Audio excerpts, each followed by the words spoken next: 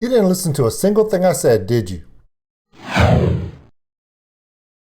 Hey everybody, it's Old School Nerd. This is just a little video to share. There's something I knew it was going to happen. I specifically said, please don't argue in my comments about politics. Go do that on Tom's video.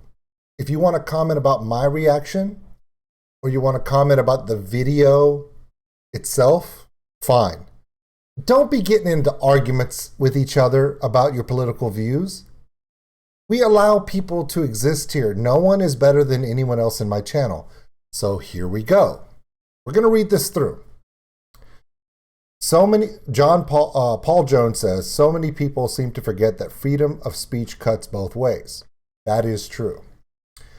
And I replied to him, because I can't help myself, yes, but that's the whole point. Words, if free to speak, can prevent other things that also cut, like swords and machine guns. Allowing discourse, not oppressing someone for their point of view, that's important. That's how things get solved. And then, of course, someone has to comment, yeah, it does turn out that the right wing is just wrong every time. Then another person says, and then they start going on about the Biden administration and the Trump administration, how they can't agree with that person, blah, blah, blah, blah, blah, the right this, the left this, da, da, da, da, da, da. I don't care. So I replied to both of them. Now, what did I just say in the video? If you want to comment or Tom or my reaction, please do. Take your political bashing somewhere else. That's all I asked. That's all I asked. Now, am I going to delete their comments? No. I believe in free speech. Just please. Come on, guys. Talking about the left wing and the right wing and Biden administration and Trump and Tom didn't mention any of that crap in his video. None of it. You guys can't help yourself. So, this is how it works. Shut that down real quick. These are my words, and I'm going to read them so nobody can say, oh, he didn't mean that. No, this is exactly what I mean. And I address the person. The only thing you said that is factually true is that wing is wrong. It's true. Whether it be left wing or right wing. Wing or fringe ideologies, wow. I can type it, but I can't say it. Ideologies, thank you. Rarely are accepting of the other side's ideas or thoughts. Have you noticed that? Whether it be the far left or the far right, either side, when you get to the fringes of both, neither one of them is really accepting to hear what the other one has to say and accept it as an opinion. They're ideologues, right? They're unaccepting. So we can say that both the left wing and the right wing are just wrong. If you aren't willing to at least talk and share, that is totalitarianism. It's true. When you have an ideology in power and they do not accept the opposing view and they attack the opposing view and they try to stop the opposing view, that's totalitarianism by definition. Now, are they ethnically killing people in the streets? No. But it's still totalitarianism. It's totalitarianism of this. And in the last 100 years, when has totalitarianism ever worked? Nazi Germany, communist USSR, China, third world dictatorships. Allowing each side to talk, debate, and work it out is the only way to solve a problem. Otherwise, you hurt one to help the other. If you hurt one group of people to help the other group of people, then you are in the same point of view as a slave trader and an ethnic cleansing regime. They just took it to the end argument of the solution. Thank you for your view and comment. Think about this.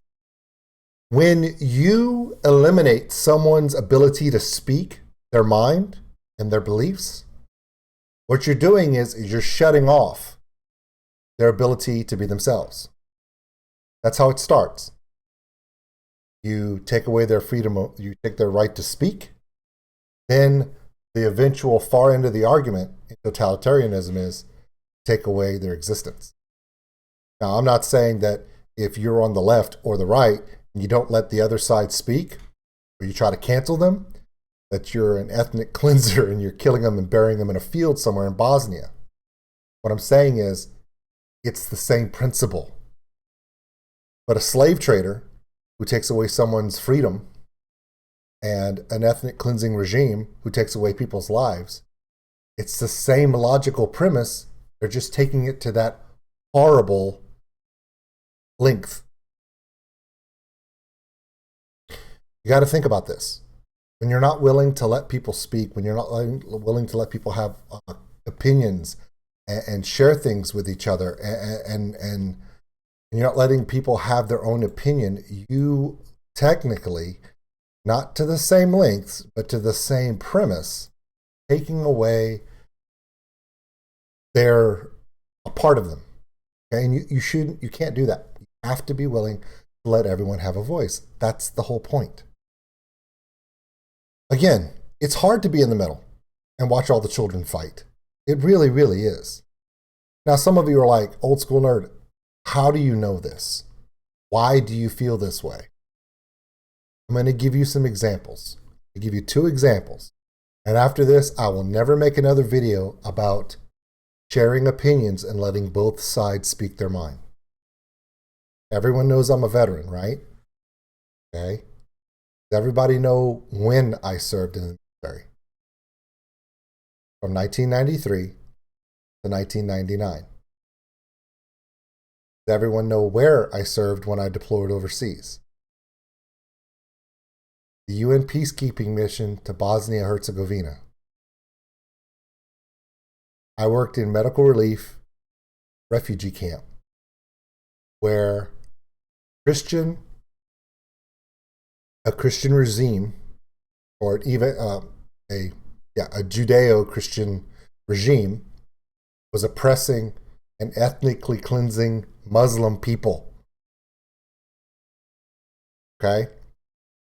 So I was sitting there as an American, volunteering, doing medical care for children and their mothers, and tending wounds, sicknesses for people who were ejected from their home and had to run for their lives because the regime was ethnically cleansing their entire population based upon what they believed. And the reason why I said women and children is because most of the men were dead. And later on, we went to a killing field, an area that had been just 2 years before I'd gotten there. It was an orchard that had been planted. There were all these young trees planted. And there's a reason why those trees were planted. Because the regime, and I'm not saying names because you can go and you can literally Google search ethnic cleansing Bosnia-Herzegovina, and they show you all the war criminals and all that other stuff.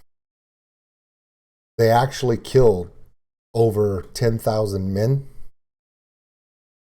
put them in a giant hole in a field, bulldozed dirt over the top of them, and planted trees. Because the trees would hide as the trees grew. Satellites and surveillance aircraft wouldn't see the mass grave because they hide it. So I've seen the far end of it. I've been to countries where it was dangerous for me to be there. Okay? Because on my military ID and my passport, it says Christian on my religion, because that's how I was raised. I visited Tibet.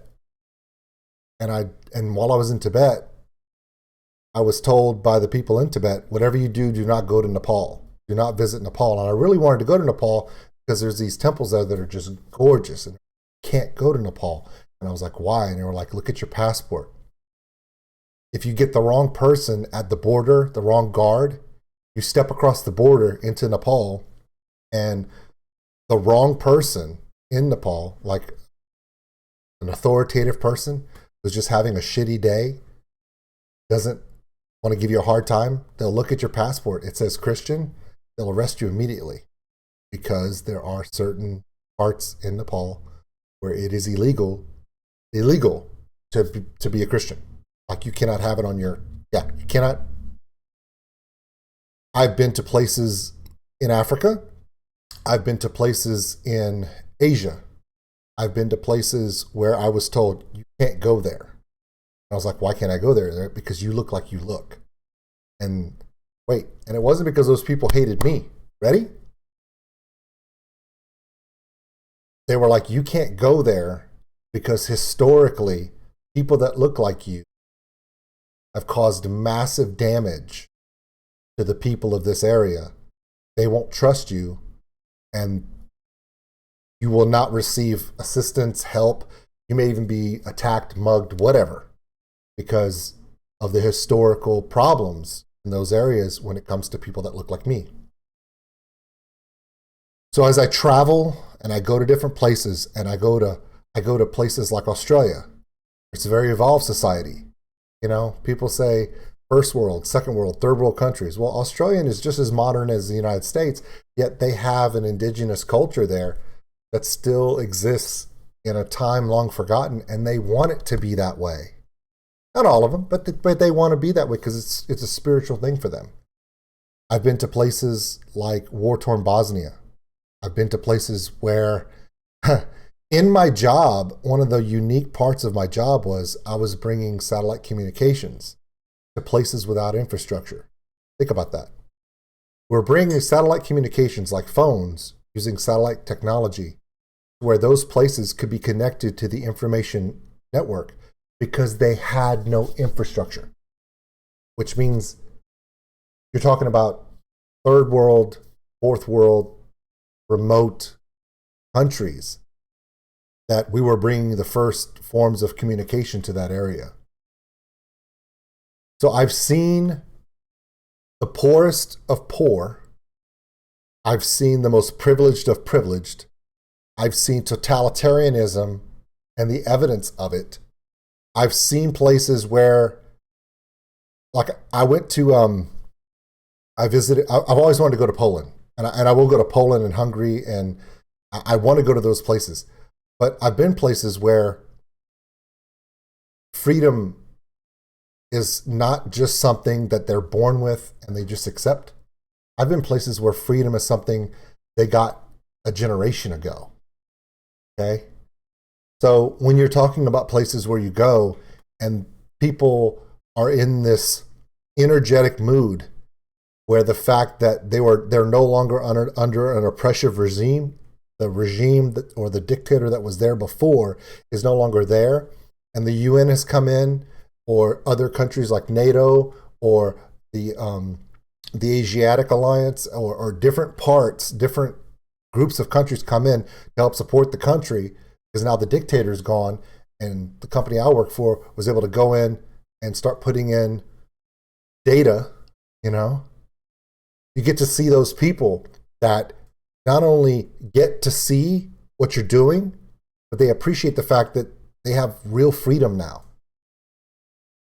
So when you get to see stuff like that, when I see people, and not just in America, I mean all around the world, on the internet, blast people because they have a different point of view and that they should just shut up, or they're not allowed to talk about it, it makes me think about, you know, most of those places that I've been to where there's a mass grave, or go to Cambodia, go to Bosnia-Herzegovina, go look at mass graves.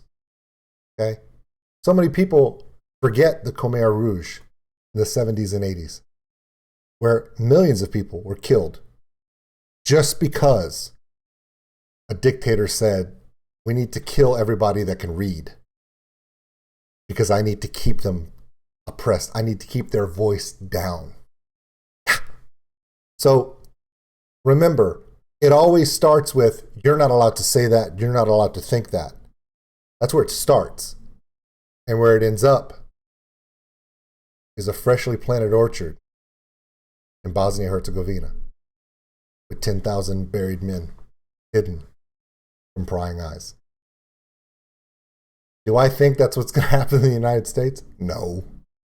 Do I think that's what's going to happen in Canada? No. But do I think that the things that we're letting certain people oppress other certain people, well, is that still on that slippery slope? Hell yeah. I sit in the middle of the political spectrum, looking at the far right, looking at the far left, sitting in the middle going, those people are crazy. And by the way, I'm using both fingers, both directions. Those people are crazy.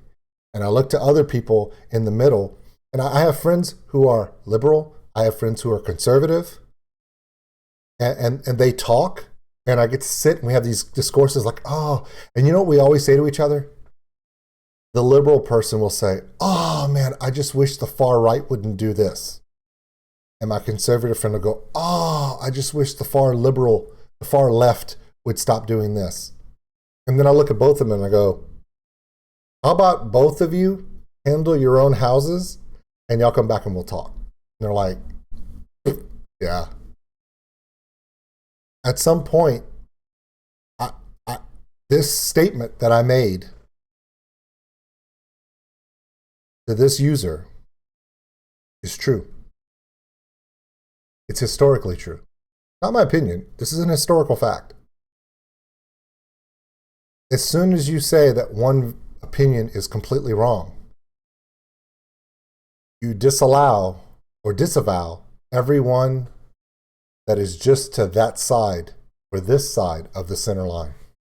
And you put them all in one group and you say they're wrong. What's the next step? They're illegal. They're criminals. They're unworthy to live. I know that seems a little harsh for me to say, and it seems a little bit far-reaching, but have you checked Twitter lately? Literally? It used to be only the far-right Aryan, the far-right white power fringe elements, which, by the way, are like 0.004% of the conservative side. It's that small of a group, less than 100,000 people in the whole nation feel like that totalitarianism on the far right. It used to only come from there. They would say, kill all the black people, kill all the Jews, kill all the Asians, white power. It's only white people. And that was hateful. It's wrong. And there are laws against it, by the way. When it's organized, it's considered a criminal organization. But we've allowed those people to have their political and religious beliefs, say what they want to say, but we just ignore them because whatever. You do you, we're going to be over here, you guys are idiots. Problem is on the other side, they built up their far left wing. And it's just as ideologically unaccommodating and dystopian, aggressively attackful. All right, there's no difference. They just hate white people or they hate anything that doesn't agree with them. You have people on the left that hate all cisgendered white males for no reason than that they're cisgendered white males, and there's a theory they have about it. Then you have the people on the far right who are like, we hate all black, non-Christian women of color, and right? It's just, why? Why can't you just respect everyone? I don't get it. And it just seems like, as much as I love being on YouTube,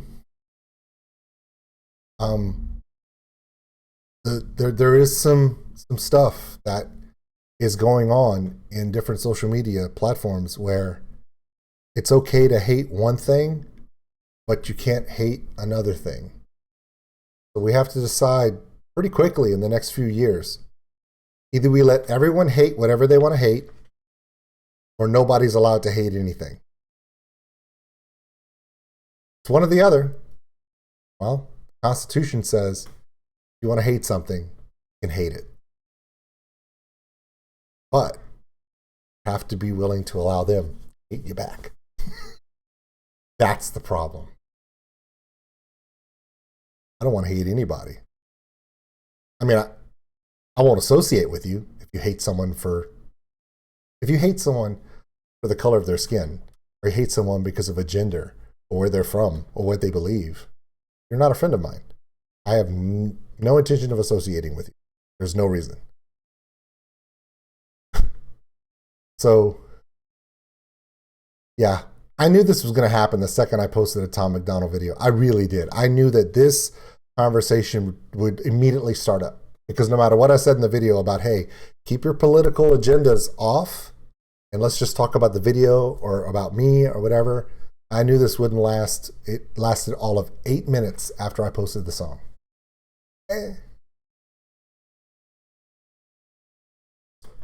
Everyone that comes to my channel, that views my content, whether you like it or not, whether it's a thumbs up, a thumbs down, whether you subscribe or you don't, thank you.